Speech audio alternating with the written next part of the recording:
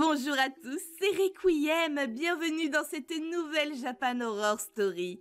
Dans cette vidéo, le public qui va surtout être touché sont les mamans, et vous allez très vite comprendre pourquoi. En tant que maman, j'imagine que la pire chose qu'il puisse arriver, c'est que quelqu'un enlève votre enfant, n'est-ce pas? Je vous laisse donc écouter cette histoire atroce. Allez, c'est parti, on se lance dans la Japan Horror Story numéro 39. Éteignez bien vos lumières et plongez dans ce monde sombre où je fais de vos cauchemars une réalité.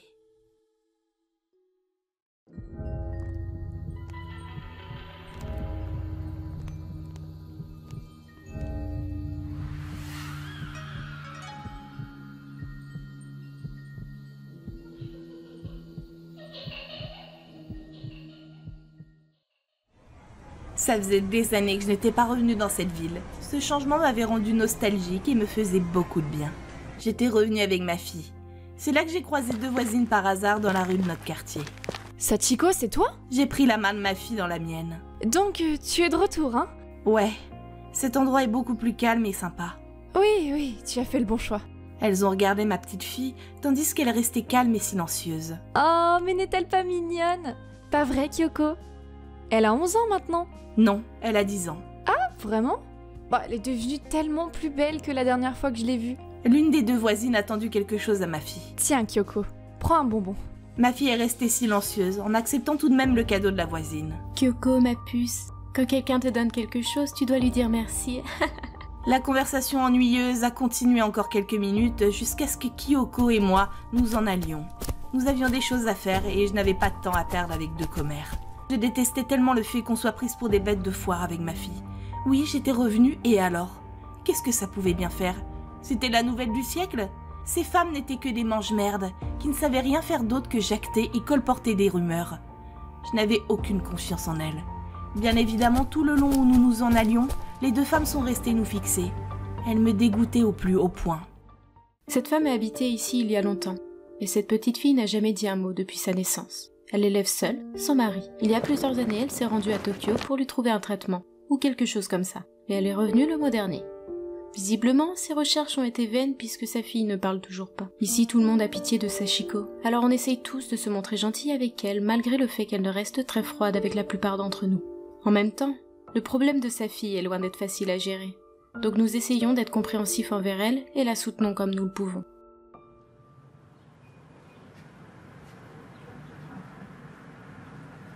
J'étais en train de descendre mon sac poubelle et il était extrêmement lourd.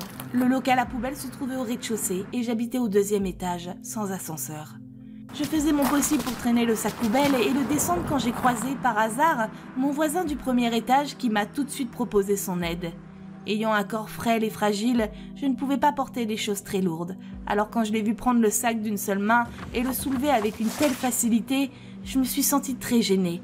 Il l'a jeté dans le vide-ordures. Merci, monsieur Yang. Vous êtes toujours aussi serviable. Pas de problème. Je veux dire, c'est ce à quoi servent les voisins, pas vrai? Il m'a adressé un sourire tellement amical que mon visage en a rougi. J'étais vraiment gênée. Et je me sens quand même désolée. J'apprécie de vous aider. Vraiment. J'ai quelque peu relevé mon regard vers lui, même s'il était fuyant. D'ailleurs, est-ce que vous avez un peu de temps libre ce week-end? Je sais pas. Pas de problème. Vous avez le temps d'y réfléchir. D'accord? D'accord. Je suis donc remontée à mon appartement et j'ai directement retrouvé ma fille dans sa chambre. Elle était assise calmement sur le sol. Elle ne bougeait pas. Elle était si sage, si silencieuse. J'ai attrapé sa brosse à cheveux et je me suis placée derrière elle à sa hauteur. J'ai caressé ses doux cheveux de mes maigres doigts et j'ai posé la brosse contre ceux-ci que j'ai commencé à faire glisser contre sa chevelure. J'ai souri avec attendrissement en l'observant. Puis je lui ai dit d'une voix douce: « Ma chérie, tout ce dont j'ai besoin, c'est toi. » Tout en démêlant toujours ses cheveux, je l'observais de dos et j'ai continué.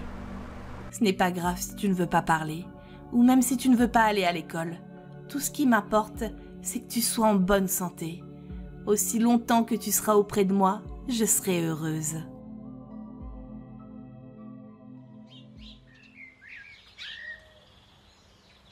Le crépuscule commence à montrer le bout de son nez, et c'est là que j'ai vu Kyoko jouer dehors dans le jardin communautaire au quartier. Elle était toute seule mais avait l'air de bien s'amuser. J'ai voulu m'approcher d'elle pour voir si elle allait bien quand soudainement j'ai vu une femme très étrange s'approcher d'elle, la prendre par le bras avec une telle violence et la traîner en dehors du jardin. Témoin de ça, j'ai poursuivi la femme en question. Par chance, Kyoko, réticente, faisait traîner les choses et la femme avait donc du mal à avancer rapidement. J'ai donc pu les rattraper très rapidement. Mais vous n'allez pas bien? Qu'est-ce que vous fabriquez? J'ai arraché la main de Kyoko de la sienne et l'ai prise contre moi pour la protéger de cet être abject. Ce que vous avez essayé de faire, ça s'appelle un enlèvement. Hors de ma vue immédiatement ou je vous promets que j'appelle la police. Sale folle. La femme tremblait, me regardait d'un air rempli de désespoir. Elle s'enfuit à toute vitesse, disparaissant peu à peu. Je me suis alors baissé vers la fillette pour voir si tout allait bien. Tu vas bien? Est-ce qu'elle t'a fait du mal?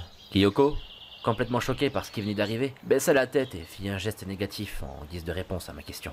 Soulagé, je l'ai ramenée à sa maman.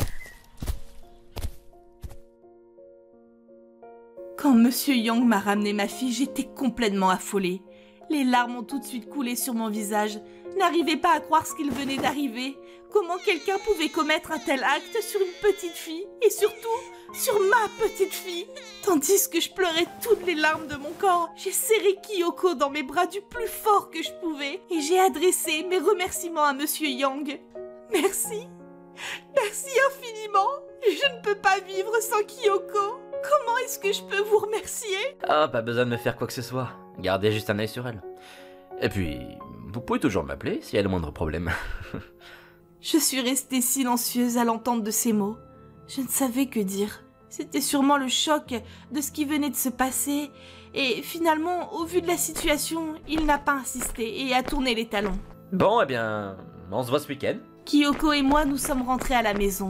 Je lui ai cuisiné son repas préféré et nous avons mangé dans le calme de la nuit. Pendant tout le repas, je m'assurais qu'elle mangeait correctement. Et surtout, j'observais que cet événement n'ait pas causé le moindre trouble chez elle. Étant très inquiète de ce qui était arrivé, j'ai décidé de la coucher dans mon lit avec moi. Et nous nous sommes endormis ensemble.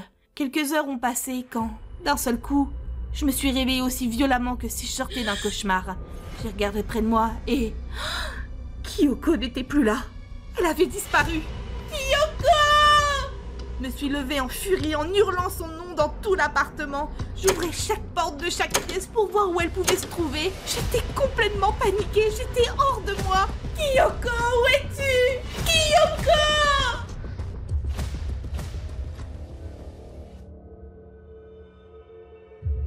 Assise face à moi, attachée à cette chaise dans cette pièce sombre, je l'observais calmement. Allez, vas-y. Dépêche-toi et dis maman.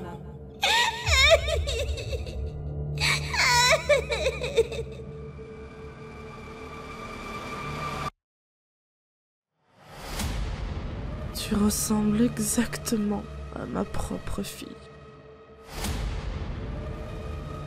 Elle ne faisait que pleurer et refusait catégoriquement de m'adresser le moindre mot gentil. Quel enfant ingrate.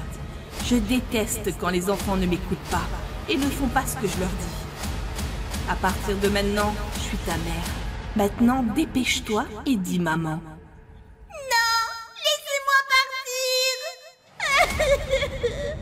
Laissez-moi partir.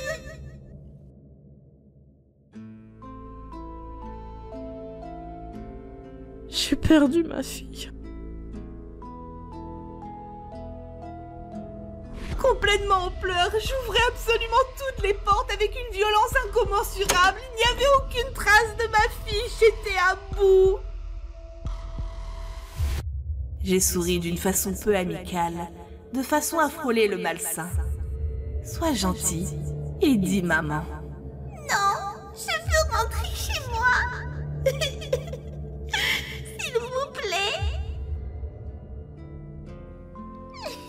Tu sais, il y a quelques années, j'ai perdu ma fille. Je lui avais enfilé cette mignonne petite robe chaude. Mais elle a disparu. Je me suis précipitée, tremblante de tout mon corps, d'allumer la télévision de surveillance. J'avais fait faire une installation de caméra dans absolument tout mon appartement pour toujours avoir un œil sur ma fille. Il était hors de question que quoi que ce soit ne lui arrive. Sauf que je l'ai retrouvée plusieurs jours plus tard, dans un lac, son corps flottant et portant sa robe chaude. L'image est enfin apparue sur l'écran. Comme c'était une vieille télévision, c'était un peu brouillé. Mais je voyais très clairement cette femme à l'écran tenant ma fille contre elle et mettant sa main sur sa bouche pour qu'elle ne fasse aucun bruit. Les larmes continuaient d'envahir et d'humidifier l'entièreté de mon visage. Mon corps tremblait de façon incontrôlée. J'ai pris l'initiative de sortir mon téléphone le plus rapidement possible et je l'ai appelé, fixant l'écran des yeux.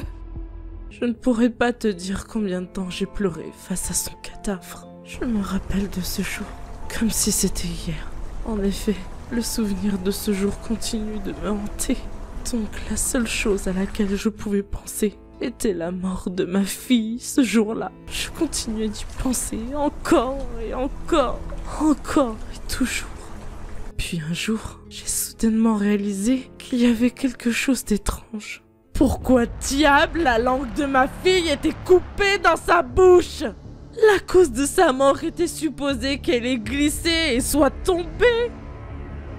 J'ai observé la fillette de haut en bas tandis qu'elle restait assise, immobile, sur la chaise. C'est là que j'ai remarqué sa petite tenue très mignonne. Une jolie robe jaune. C'est vraiment une belle robe. Est-ce que je peux te l'emprunter un peu? Ta sœur voudra la porter quand elle ira jouer dans l'eau. Non. Laissez-moi. Je veux voir ma maman. Pourquoi tu continues de me dire non? Tu dis non à absolument tout. J'ai donc sorti une paire de ciseaux de ma poche et je les ai ouverts juste devant son visage. Je lui ai adressé un sourire maternel et protecteur en me baissant vers elle. C'est pas grave. Je sais exactement quoi faire avec les enfants qui refusent d'écouter. De la télévision, je pouvais voir la femme se baisser à la hauteur de Kyoko et lui ouvrir la bouche pour regarder à l'intérieur. Évidemment, c'est là qu'elle a remarqué que celle-ci n'avait plus de langue et elle s'est effondrée en pleurs par terre. D'un air blasé, téléphone posé à l'oreille, j'ai dit à mon interlocuteur: « Monsieur Yang, sa mère est venue la récupérer. Je vais devoir annuler notre rendez-vous de ce week-end. » Oh, alors vous êtes de retour? Oui, cette ville est beaucoup plus calme et sympa. Oui, vous avez fait le bon choix. Ma nouvelle fille m'accompagnait bien évidemment, comme toujours. Dans chaque ville où je devais déménager à cause de certains incidents, dirait-on. Waouh, elle est trop belle. Est-ce que Kyoko a 11 ans maintenant? Non, elle a 10 ans.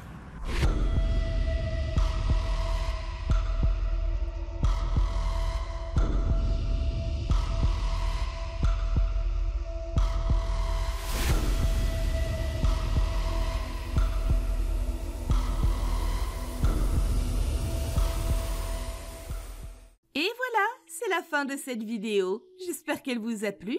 C'est pas la première fois qu'on traite de ce genre de sujet. Alors pas celui-ci spécialement, mais le fait que les apparences soient trompeuses. Depuis le début, on pensait que la maman était une personne gentille et protectrice avec sa fille, alors qu'au final, elle enlevait des enfants. Quelle triste tragédie. Si cette vidéo vous a plu, n'hésitez pas à la liker, mettre un petit commentaire et même à la partager. Si vous aimez ce que je fais, vous pouvez aussi me suivre sur mes réseaux sociaux qui apparaissent juste maintenant à l'écran. Je vous souhaite une terrible nuit remplie de cauchemars plus atroces les uns que les autres. Et je vous dis à samedi pour la prochaine Japan Horror Story.